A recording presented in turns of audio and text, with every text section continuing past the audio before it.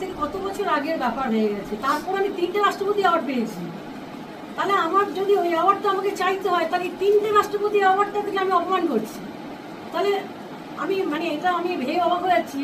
আমি যদি অযোগ্য ব্যক্তি হই, তাহলে যদি দিয়ে থাকেন আমাকে, আমি চেয়েছি উনি দিয়ে দিলেন, তাহলে তো অনেকেই চাইছে। তাহলে আরও যারা উনি মঞ্চ দুটো আরও দুজনের কথা বলেছিলেন, তারাও কি চেয়েছিল? আমার অ্যাচিভমেন্টটা তার আগে যদি দেখা হয়, সারা বাংলা আপনি দেখবেন, তখনকার দিনে যদি আপনি নিউজ পেপার ঘাটেন, তখন দেখবেন যে আমাদের সাংবাদিক ভাইরা, তখন দাদারা, তখন আমার জন্য তখন লড়াই করছিল।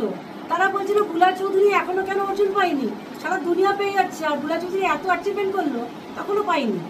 তো সুতরাং দেখুন, আমি ওই অ্যাওয়ার্ডের দিকে তাকিয়ে কিন্তু সাঁতার কাটিনি।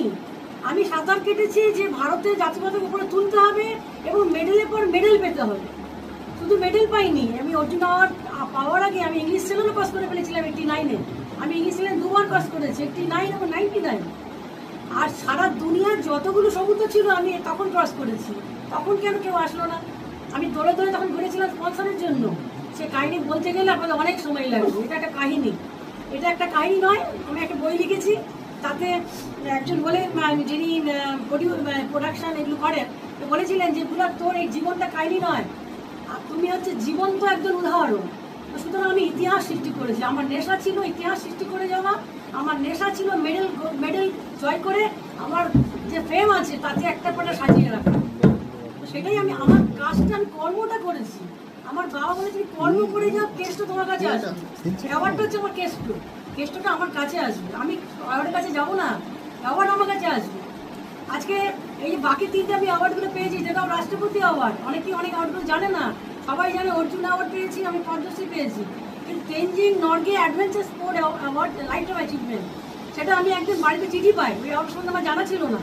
দেখলাম যে সুনীল দাসজি লিখেছেন যে তুমি এই অ্যাওয়ার্ডটা পাচ্ছ, তোমাকে এই দিন এই দিল্লিতে আসতে হবে। আমি শুনে অবাক যে এটা একেবারে অ্যাওয়ার্ড হয়। তো সেটাও অ্যাজ এ অর্জুন অ্যাওয়ার্ডের মতন একদম ইকুয়াল ওই অ্যাওয়ার্ডটা।